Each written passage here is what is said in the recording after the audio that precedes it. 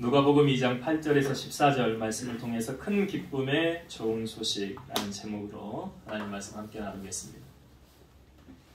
오늘은 성탄절이면서 2022년도 마지막 주일입니다.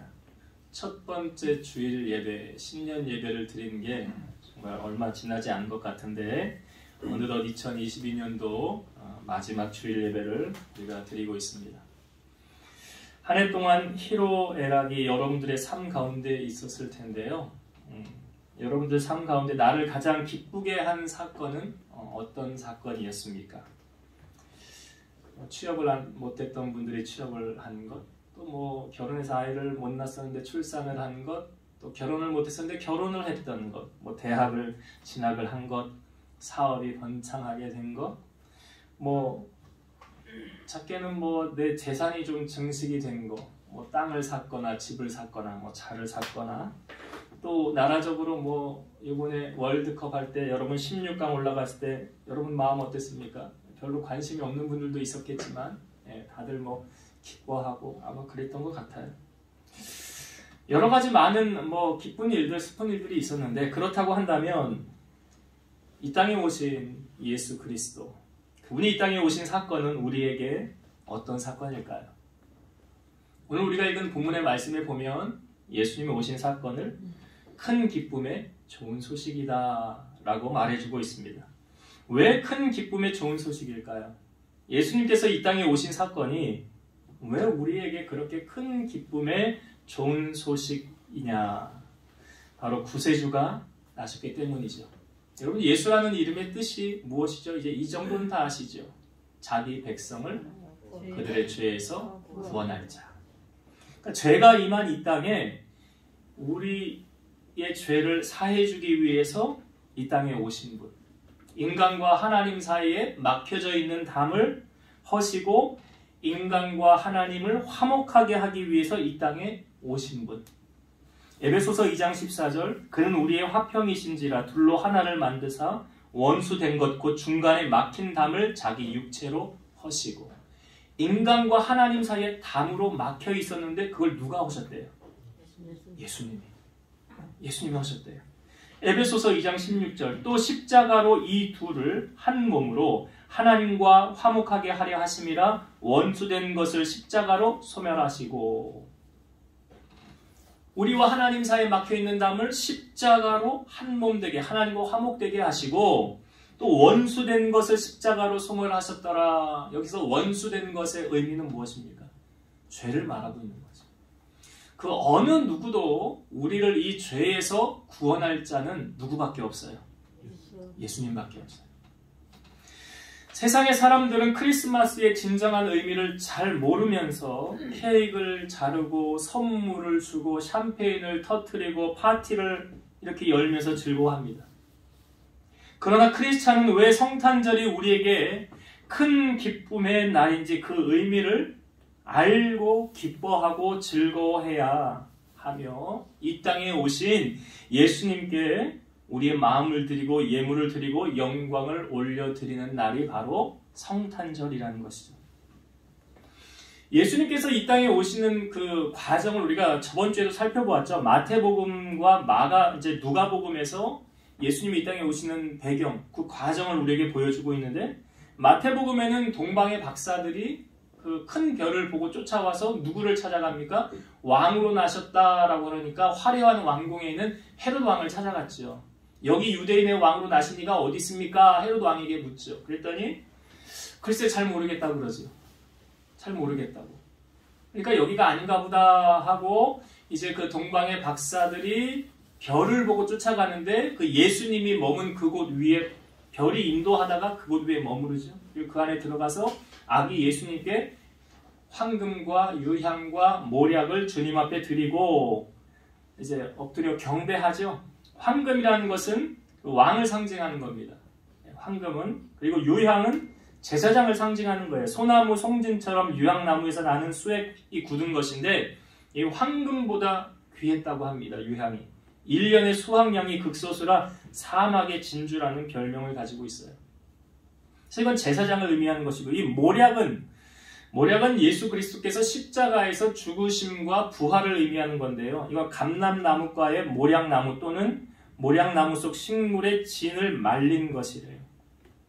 그래서 그것을 이 동방 박사들이 주님 앞에 드리면서 구세주로 오신 주님을 찬양하고 영광을 올려드렸어요. 마태복음에는 그렇게 동방 박사들이 예수님의 오심을 축하해 주었고, 오늘 우리가 읽은 누가복음에는 그 지역의 목자들이 밖에서 양을 치는데 갑자기 천사가 나타나죠. 그 천사가 나타나서 큰 기쁨의 좋은 소식을 전해주고, 그 목자들은 천사의 소식을 듣고 예수님을 만나기 위해서, 아기 예수님을 만나기 위해서 이제 찾아가서 그 주님 앞에 그리고 어떻게 이 아기 예수님을 오심을 알 수 있었을까? 성경에 이렇게 말합니다.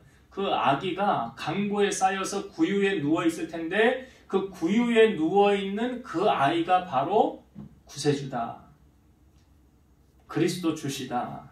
그렇게 알려준 거예요, 천사가. 그래서 이 목자들은 아기 예수님의 나심을 이 구유에 누워있는 그 아기를 보고 예수님이심을 알게 됩니다. 여러분, 구유는 무엇입니까? 용도가.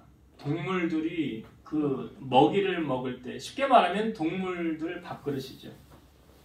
그러면 예수님께서 왜 구유 안에 오시게 되었을까? 누가복음 2장에 보면 1절에 이렇게 시작을 합니다. 그때 가이사 아구스도가 영을 내려 천하로 다 호적하라 하였으니. 당시 이스라엘은 로마 가이사의 정권 하에 있었습니다. 이 가이사 아구스도, 로마 황제를 말하는 건데요. 이 가이사 아구스도가 통치한 기간이 BC 27년부터 AD 14년, 그러니까 예수님 오시기 전부터 예수님 오시는 그 기간을 통치하였는데요. 어떤 명령을 내린 것입니까? 다 호적하라 그러죠. 호적하라. 지금 이 요셉과 마리아가 약혼했죠. 그 약혼해서 지금 살고 있는 동네는 어디냐면 나사렛이라는 동네예요. 그러니까 요셉이 만약 호적을 하려면 자기 고향으로 가서 호적을 해야 되는 거예요. 고향이 어디냐면 베들레헴입니다. 그러니까 나사렛에서 지금 베들레헴을 가야 되는 거예요. 뭐 때문에요? 뭐 하러? 호적하러. 호적할 일이 없었다고 한다면 베들레헴을 갈 일이 있어요? 없어요? 갈 일 없어요. 호적하라 명령한 거예요. 그 당시 이제 로마 황제가. 그러니까 이 호적을 하라는 이유는 뭐냐면 식민지 국가잖아요, 이스라엘이. 그러니까 원활한 세금을 걷어들이기 위해서, 세금 많이 걷어들이려고 그 호적하라라고 보낸 거예요. 근데 사실 이거 우리가 성경을 보면 하나님께서 그 왕의 마음을 주장하신다는 것을 우리가 알 수 있는 것이, 예수님은 어디서 태어나셔야 됩니까? 구약에 예견되어져 있잖아요. 베들레헴 에브라다야, 너는 작을지라도 너에게서 누가 난대요? 구세주가 태어날 것이니라. 그러니까 요셉과 마리아가 약혼하고 그냥 나사렛에서 쭉 살았다고 한다면 베들레헴에 주님이 가실 일이, 태어날 일이 없어요. 그러니까 말씀을 이루기 위해서 왕의 마음을 주장한 거예요. 그러니까 사람의 마음 누가 주장하신다고 그랬어요? 하나님 주장하시는 거예요. 그러니까 하나님이 말씀을 이루기 위해서 그 가이사의 마음을 움직여서 호적하라 하는 거예요. 그러니까 나사렛에서 베들레헴까지 한 150km 정도 거리 되거든요. 가까운 거리 아니에요. 걸어가야 되잖아요. 해산한 여인이. 얼마나, 이제 아이 낳을 때 얼마 안 남았어요. 그러니까 얼마 남지 않은 그 시점에 이동하는 게 쉬워요, 어려워요? 쉽지 않아요. 그런데 가야 되는 거예요. 왜? 말씀을 이루기 위해서. 예수님이 나사렛에서 태어나는 건 아니잖아요. 나사렛에서 자라긴 하셨지만 태어나는 건 베들레헴으로 가셔야 되는 거예요. 그러니까 호적하라 명령해서 요셉의 고향인 베들레헴으로 가게 하신 거예요. 이 모든 것을 누가 주관하시는 거예요? 하나님 주관하시는 거예요. 우연히 되어지는 게 아무것도 없어요.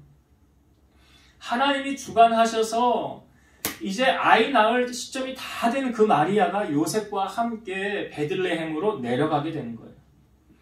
자, 예수님께서 이제 지금 배경이 그렇습니까? 사람들이요, 베들레헴 큰 동네가 아니에요. 근데 사람들이 호적하러 베들레헴에 다 모이니까 이제 여관에 묵을 데가 없는 거죠.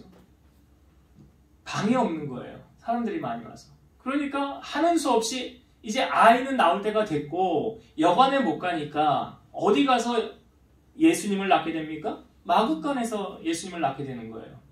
동물들이 쉬고 있고 거처하는 그곳에서 예수님을 낳게 되고 그 예수님을 강보에 싸서 구유에 이렇게 놓게 된 거예요. 그래서 예수님께서 구유 안에 이제 태어나셔서 거기 누워있게 되신 거죠. 그러니까 저는 오늘 말씀 속에서 아니 모든 일을 주관하신 분이 하나님이 맞죠. 하나님이 역사적이고 왕을 주관하셔서 이 호적하게 하시고 나사렛에서 베들레헴으로 가게 하시고 그래서 베들레헴에서 태어나게 하시고 이 모든 것을 주관하심 속에서 예수님께서 이 땅에 오실 때 화려한 왕궁이 아닌 높은 자리가 아닌 마구간에서 오신 이유가 무엇인가? 두 가지 은혜를 나누고자 해요. 왜 예수님은 마구간에서 태어나셨고 구유에 누우셔야만 했는가? 첫 번째 이유는 뭐냐면 예수님은 가장 낮은 곳으로 오셨다는 사실이에요. 우리는 예수님을 만왕의 왕이라고 그럽니다. 왕은요, 왕 대접을 받아야 되는 거 아니에요? 아니, 왕이 그 동물들이 있는 그 냄새나고 그 환경도 좋지 않은 그곳에서 예수님이 태어났다? 왕이신 그분이 거기 태어났다? 말도 안 되는 일이에요. 화려한 왕궁, 조명이 찬란하고 모든 사람이 추앙을 받는 왕으로 태어나셨으면 그곳에 오셨어야지. 그런데 마구간에 오셨다는 거예요. 예수님은 높은 곳에 마음을 두지 않고 예수님의 마음이 낮아짐을 몸소 실천하고 계신다는 것을 오늘 예수님의 태어나심을 통하여 우리에게 보여주는 거예요. 여러분, 사람들은 자꾸 높아지려만 하는 데에 관심이 있지 낮아지려고 하는 데에는 관심이 없습니다. 누구도 예외 없어요. 예수님의 12제자들이 그들이 서로 높은 자리만 탐하고 있었다는 것을 성경은 우리에게 보여주는데요. 그 세베대의 어머니, 그러니까 야고보와 요한의 어머니예요. 그 어머니가 예수님에게 와서 절하며 무엇을 구해요? 예수님이 무엇을 원하느냐? 그랬더니 이런 요구를 하는 거예요. 나의 두 아들을 주의 나라에서 하나는 주의 우편에 하나는 주의 좌편에 앉게 명하소서. 그랬더니 예수님이 이렇게 말씀하세요. 너희는 너희가 구하는 것을 알지 못하는도다. 내가 마시려는 잔을 너희가 마실 수 있느냐? 여기 주님이 마시려는 잔은 뭘 의미하는 거예요? 십자가. 고난당하시고 십자가에서 죽으실 것을 말하는 거잖아요. 피 흘리시고 생명 내어주실 걸. 근데 이 사람들은 그 말을 이해하지 못했어요. 대답하기를 할 수 있나이다. 그러잖아요. 예수님이 이렇게 말씀하십니다. 너희가 과연 내 잔을 마시려니와 내 좌우편에 앉는 것은 내가 주는 것이 아니라 내 아버지께서 누구를 위하여 예비하셨든지 그들이 얻을 것이니라. 자, 그런데요. 여러분, 이 세베대의 어머니가 이야기했을 때 그 옆에 야고보와 요한을 제외한 10명의 제자들이 있죠. 성경이 이렇게 표현하고 있어요. 옆에서 들은 10명의 듣고 그 두 형제에 대하여 분히 여기거늘. 10명이 듣고 분히 여기거늘. 네가 뭔데 감히 예수님 옆에 네가 앉으려고 그러는 거야. 그래서 예수님께서 제자들을 불러 모아요. 그리고 이렇게 말씀하십니다. 이방인들이 집권자들이 그들을 임의로 주관하고 그 고관들이 그들에게 권세를 부리는 줄 너희가 알거니와 너희 중에는 그렇지 않아야 하리니 너희 중에 누구든지 크고자 하는 자는 너희를 섬기는 자가 되고 너희 중에 누구든지 으뜸이 되고자 하는 자는 너희의 종이 되어야 하리라. 인자가 온 것은 섬김을 받으려 함이 아니라 도리어 섬기려 하고 자기 목숨을 많은 사람의 대속물로 주려 함이니라. 여러분, 예수님의 말씀이 이해가 돼요? 누구든지 크고자 하는 자는 뭐 하래요? 너희를 섬기는 자가 되고 누구든지 으뜸이 되고자 하는 자는 뭐 어떻게 하래요? 너희의 종이 되라. 이게 세상의 원리야 맞다고 생각하십니까? 그럼 이걸 적용해봤어요. 교회에서 높은 사람은 누굴까? 교회에서는 누가 높은 사람인가? 누가 높은 사람이에요? 예수님 말씀에 적용하면 많이 섬기는 사람. 많이 섬기는 사람이 교회에서 높은 사람이에요. 높아지려고 하는 사람은 낮아지는 거. 예수님이 그걸 실천하셨잖아요. 예수님께서 그 십자가를 지시기 전에 제자들을 불러 모으시고 허리에 수건을 두르시면서 제자들의 발을 닦아주죠. 당시 발은 하인들이 닦는 거죠. 근데 예수님이 제자들의 발을 다 닦아주시면서 예수님 뭐라고 말씀하십니까? 너희가 나를 선생이라 또는 주라 하니 너희 말이 옳도다. 내가 그러하다. 내가 주와 또는 선생이 되어 너희 발을 씻었으니 너희도 서로 발을 씻어주는 것이 옳으니라. 내가 너희에게 행한 것 같이 너희도 행하게 하려 하여 본을 보였노라. 신앙은 먼저 섬김의 본을 보이는 거죠. 그 사람이 높은 사람이에요. 세상의 원리와 달라요. 교회는. 그 사람이 높임 받는 거예요. 제자들 가운데 왜 예수님이 이 말씀을 하신 겁니까? 야고보서 4장 1절 너희 중에 싸움이 어디로부터 다툼이 어디로부터 나느냐? 너희 지체 중에서 싸우는 정욕으로 나는 것이 아니냐? 왜 다투느냐? 바로 정욕 때문에. 높아지려는 욕심 때문에 다투는 거예요.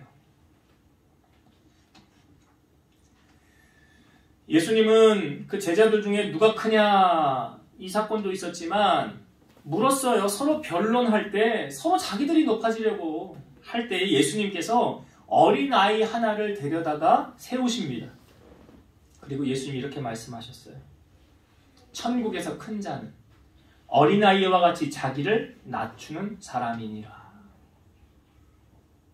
높임을 받기 원한다면 낮추는 자가 되라.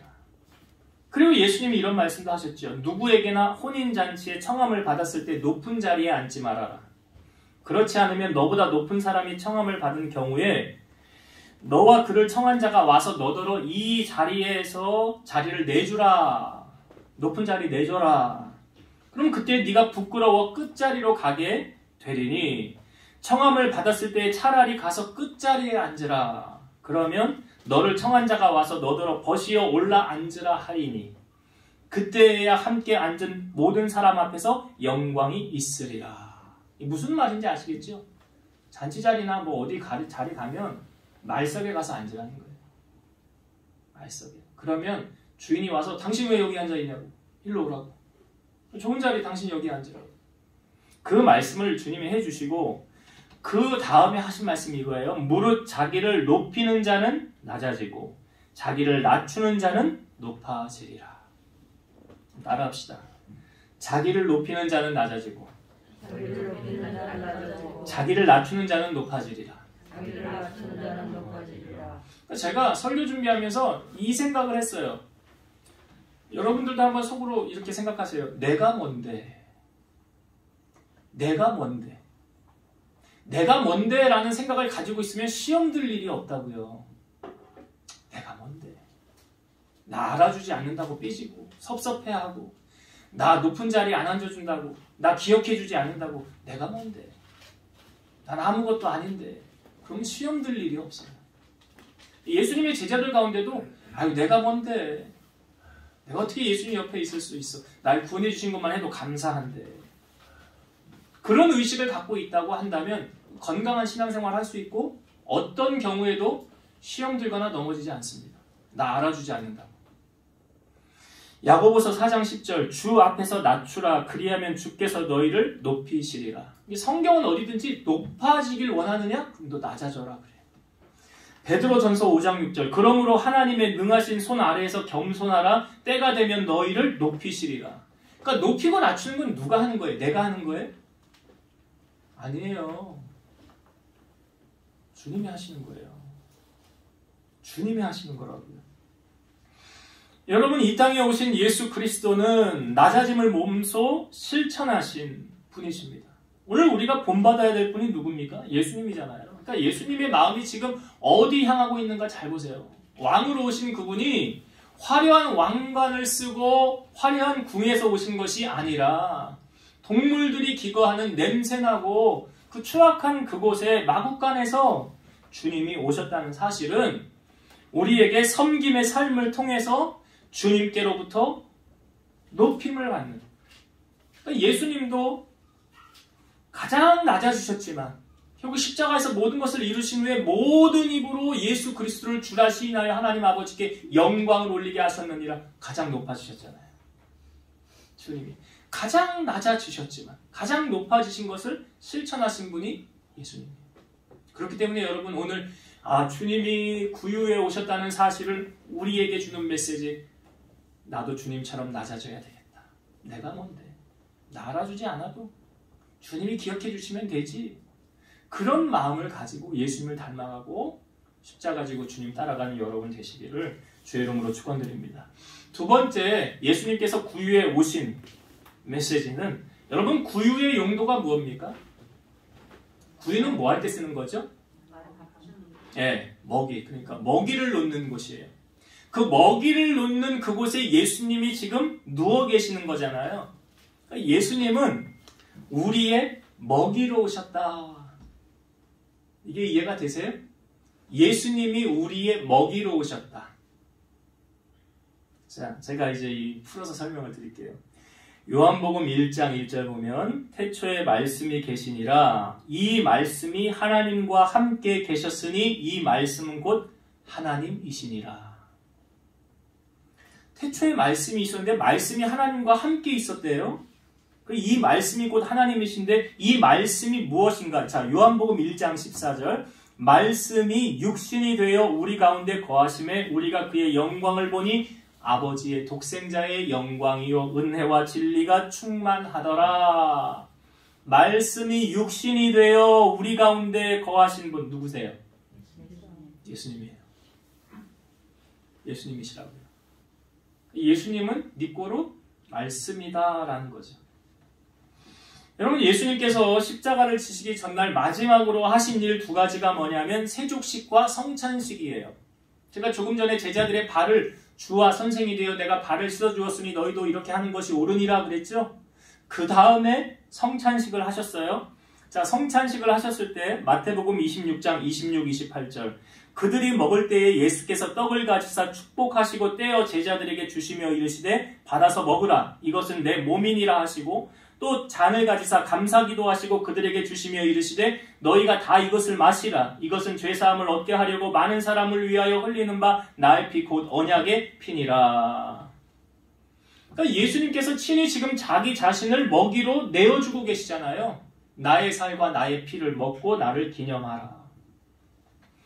구유에 누이신 예수님은 자신을 식량으로 먹이로 밥으로 지금 내어주고 계신다는 사실이에요. 여러분, 그 누가 자신을 희생제물로 대속물로 줄 수 있습니까? 예수님이기 때문에 그게 가능한 거죠. 우리가 예수님을 취한다는 것은 바로 말씀을 취하는 거죠. 왜요? 말씀이 육신이 되어 우리 가운데 오셨기 때문에. 말씀을 먹는 것은 곧 예수님을 취하는 것과 똑같은 거예요. 에스겔 선지자에게 하나님이 이렇게 말씀하십니다. 에스겔 2장 8절에서 10절. 너 인자야, 내가 너에게 이르는 말을 듣고 그 패역한 족속같이 패역하지 말고 네 입을 벌리고 내가 너에게 주는 것을 먹으라 하시기로. 내가 보니 보라 한 손이 나를 향하여 펴지고 보라 그 안에 두루마리 책이 있더라. 그가 그것을 내 앞에 펴시니 그 안팎에 글이 있는데 그 위에 애가라 애곡과 재앙의 말이 기록되었더라. 그러니까 뭘 지금 주고 있어요? 두루마리 책을 주면서 이거 너 먹으라 그러는 거예요. 에스겔 3장 1절에서 3절. 또 그가 내게 이르시되 인자야 너는 발견한 것을 먹으라. 너는 이 두루마리를 먹고 가서 이스라엘 족속에게 말하라 하시기로. 내가 입을 벌리니 그가 그 두루마리를 내게 먹이시고 내게 이르시되 인자야 내가 내게 주는 이 두루마리를 내 배에 넣으며 내 창자에 채우라 하시기에 내가 먹으니 그것이 내 입에서 달기가 꿀 같더라. 이 뭘 먹은 거예요 지금 에스겔 선지자가? 말씀을 먹은 거잖아요. 말씀을 먹은 거예요. 그 달기가 어떻대요? 꿀 같더라 그러죠. 시편 119편 103절. 주의 말씀의 맛이 내게 어찌 그리 단지요 내 입의 꿀보다 더 다니이다. 말씀이 꿀보다 달다. 체험해 보셨습니까? 예레미야 선지자도 예레미야 15장 16절. 만군의 하나님 여호와시여 나는 주의 이름으로 일컬음을 받는 자라. 내가 주의 말씀을 얻어 먹었사오니 주의 말씀은 내게 기쁨과 내 마음의 즐거움이오나. 에레미야도 내가 주의 말씀을 얻어 먹었사오니 말씀을 먹었다고 표현하고 있잖아요. 사도 요한도 요한계시록 10장 8절에서 10절 하늘에서 나서 내게 들리던 음성이 또 내게 말하여 이르되 네가 가서 바다와 땅을 밟고 서 있는 천사의 손에 펴놓인 두루마리를 가지라 하기로 내가 천사에게 내려가 작은 두루마리를 달라 한즉 천사가 이르되 갖다 먹어버리라 내 배에는 쓰나 내 입에는 꿀같이 달리라 하거늘 내가 천사의 손에서 작은 두루마리를 갖다 먹어버리니 내 입에는 꿀같이 다나 먹은 후에 내 배에서는 쓰게 되더라. 그러니까 사도 요한도 지금 뭘 먹은 거예요? 두루마리가 말씀을 의미하는 거라고 있잖아요. 그러니까 말씀을 먹었는데 꿀같이 달았는데 그 내 배에서는 쓰게 되었다라는 의미. 이거 우리 수요예배 때 요한계시록 나눌 때 나누었던 말씀이거든요. 먹을 땐 다는데 왜 배에서는 쓰게 되었냐? 이유 아세요? 기억나십니까? 말씀을 들을 땐 좋아. 근데 그 말씀대로 순종하면 살려고 하니까 쉽지 않더라. 이것을 말하는 거죠. 그러니까 에스겔이나 예레미야, 사도 요한 모두 말씀을 취하고 먹은 거죠. 여러분들이 주일날 와서 예배 드리고 설교 듣는 것은 말씀을 먹는 원리하고 똑같은 거예요. 이 말씀이 어떤 누구에게는 꿀송이처럼 달 수 있지만 어떤 사람에게는 모래알 씹는 것처럼 될 수가 있어요. 왜? 내 심령의 상태에 따라 달라지는 거예요. 젖먹이 아이가 여러분 젖 못 먹으면 어떻게 되겠습니까? 성장하지 못하겠죠. 젖달라고 울겠죠. 짜증내고 떼쓰겠죠. 여러분 말씀을 못 먹으면 영적으로 성장하지 않아요. 그리고 이게 채워지지 않으니까 자꾸 불평하고 원망이 생기게 되고 비관하게 되는 거예요. 그러니까 말씀이 충족하면 이게 내가 흡족하게 먹으면 어떻게 되느냐? 은혜가 넘쳐요. 감사가 넘칩니다. 기쁨이 넘치고요. 비전과 꿈을 갖게 돼요. 여러분 밥 못 먹으면 살아요? 못 살아요? 대답을 안 하죠. 못 살지요? 밥 못 먹으면 못 살아요. 근데 말씀은요? 안 먹어도 살아요? 아니죠. 자, 마태복음 4장 4절 예수께서 대답하여 이르시되 기록되었으되 사람이 떡으로만 살 것이 아니요 하나님의 입으로부터 나오는 모든 말씀으로 살 것이라 하였느니라 하시니 예수님이 하신 말씀이에요. 사람이 떡으로 사는 게 아니래요. 여기 떡 대신 다른 거 넣으면 적용이 다 돼요. 사람이 밥으로 사는 거 아니고요. 사람이 돈으로 사는 거 아니에요. 무엇으로 사는 거래요? 예수님이 말씀으로 살 것이다. 그래서 여러분 말씀 못 먹으면 저는 그런 분들 참 많이 봤어요. 영적으로 참 답답함을 느끼는 분들. 이게 말씀이요 채워지지 않으면 그 답답함이요 이거 정말 겪어보신 분들은 알 거예요. 이게 이런 원리하고 똑같다. 밥 한 숟갈 딱 떴는데 일이 생겨서 밥을 못 먹고 나갔어요. 그러면은 이게 채워지지 않았잖아요. 채워야 되잖아.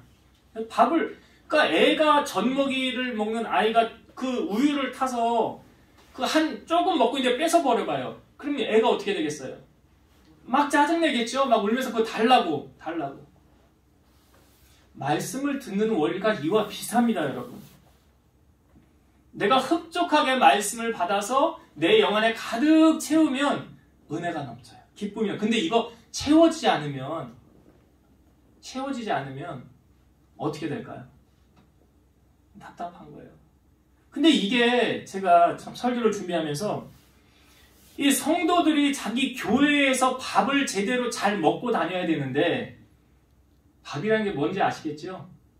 말씀을 풍족하게 먹고 그래야 세상에 나가서 힘을 얻어서 승리하지 않습니까? 근데 이게 채워지지 않으면 세상에 나가서 승리하지 못해요. 그러니까 우리가 마귀와의 싸움에서 무엇으로 이깁니까? 에베소서 6장에 나오잖아요. 그 무기가 뭐예요? 성령의 검, 그 다음 뭐예요? 하나님의 말씀이잖아요. 그러니까 말씀이 채워지지 않는 건 무기가 없는 거하고 똑같은 거예요. 그러니까 신앙생활을 교회를 다니면서 내가 지금 말씀을 못 먹는다. 목사님 말씀이 무슨 말이야? 뭘 하는 거야? 하나도 안 들어오네. 그럼 말씀 못 먹는 거야 그거. 못 먹는 거야. 그러면 이걸 채워야 되잖아요. 그러니까 뭐 하니까 외식을 하는 거예요. 외식.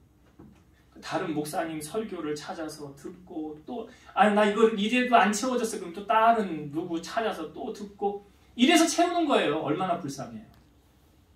얼마나 불쌍합니까? 그러니까 여러분 저를 위해 기도 많이 해주셔야 되는 이유가 뭐냐면 제가 여러분들을 푸른 초장 쉴만한 물가로 잘 인도를 해야 여러분들이 그 꼴을 잘 먹을 거 아니에요. 이게 밥 먹는 원리하고 똑같은 거라니까요. 말씀 듣는 게. 근데 그게 채워지지 않으면 목사님 맨날 뭐 정치 얘기나 하고 뭐 연예인 얘기나 하고 뭐 가방산 얘기나 하고 해외 여행 다니고 자식들 자랑이나 이게 말씀이 되겠어요? 이게 은혜가 되겠냐고요? 그러면 안 돼요. 그러면 그렇게 하면 안 된다는 거예요. 그렇게 하지 않으면서 이 성경에 보면 악한 목자의 비유를 뭐라고 말하냐면 양이라는 비유를 하잖아요. 성도들을. 그 양들의 털은 다 벗겨서 자기가 쓰고 싶은 대로 다 써. 나중에 먹을 거 없으면 이제 살을 발라서 그 양을 잡아서 자기가 다 취해요. 그러면서 꼴은 주지 않는 거예요. 영적으로 먹이는 주지 않는 거예요. 이게 뭐예요? 악한 목자예요. 이게 악한 목자라고요. 그러니까 목사님들이 설교의 말씀에 올인하지 않고 이 말씀을 통해서 우리 성도들을 내가 살찌게 하고 세상에서 승리자로 만들어야지. 그런 각오로 말씀을 전해야지. 그거 안 되면 목회하지 말아야 돼. 그거 안 되면 목회하면 안 돼. 영광 받으려고 하는 겁니까? 목회. 대접 받으려고 하는 거 아니잖아요. 그게 그만큼 중요하다고요. 예수님께서도 요한복음 10장 10절에 도둑이 오는 것은 도둑질하고 죽이고 멸망시키려는 것뿐이요 내가 온 것은 양으로 생명을 얻게 하고 더 풍성히 얻게 하려는 것이라. 그러니까 예수님도 양들을 살리려고 오셨대잖아요. 근데 도적은요 죽이고 멸망시키려고 왔고. 오늘 예수님께서 먹이러 오셨대요. 자기를 내어주시려고 오셨대요. 오늘 우리가 그 예수님을 닮아가야 되지 않겠습니까? 그리고 말씀으로 오신 그 예수님을 우리가 취하여야 되지 않겠어요? 그래서 내 영이 바로 살고 세상에서 승리자로 하나님의 영광을 높이는 자로 그렇게 살아가는 우리 성도님 되시길 바라요. 제 말씀을 정리하고 마치겠습니다. 자, 오늘 성탄을 맞아 예수님께서 왕으로 오신 그 주님께서 화려한 왕궁이 아닌 초라한 마구간에 오셨어요. 그 예수님께서 구유에 오셨더라. 근데 구유에 누이신 예수님이 우리에게 주시는 메시지는 두 가지였죠. 첫 번째는 예수님은 친히 낮아짐을 실천하셨다. 여러분, 분쟁과 싸움은 어디서 난다고요? 서로 나 알아달라고. 내가 높아지겠다고. 다투는 정욕이 어디서 나는 거예요? 거기서 나는 거예요. 기억하세요, 여러분. 내가 뭔데? 난 아무것도 아니야. 그럼 시험 들 일 없어요. 나 알아주지 않는다고 섭섭해할 것도 없어요. 예수님이 알아주시는데요. 오늘 예수님 아무도 알아주지 않고 구세주로 오신 그분을 마구간에서 나셨는데 가장 낮아지셨는데 우리가 예수님의 그 마음을 품기를 바라고, 두 번째, 예수님이 구유에 누이셨다는 것은 구유의 용도가 뭐라고요? 먹잇감 넣는 거예요. 예수님은 우리의 먹이로 오셨어요. 실로 예수님은 자기 생명을 다 내어주신 게 그 말씀을 실천하셨어요. 그래서 오늘 우리가 예수님은 곧 뭐다? 말씀이라 그랬어요. 여러분, 밥 못 먹으면은 몇 끼 안 먹어도 죽지 않아요. 근데 말씀을 못 먹으면 죽어요. 내 영이 죽는다고요. 그래서 성경은 사랑하는 자여 내 영혼이 잘됨같이. 권선시대 액자 그거 아주 이쁘던데. 내 영혼이, 그 말씀이죠. 내 영혼이 잘됨같이. 범사가 잘되는 거예요. 영혼이 안 되면, 내가 말씀을 못 먹고 못 채워주면 범사 안 되는 거예요.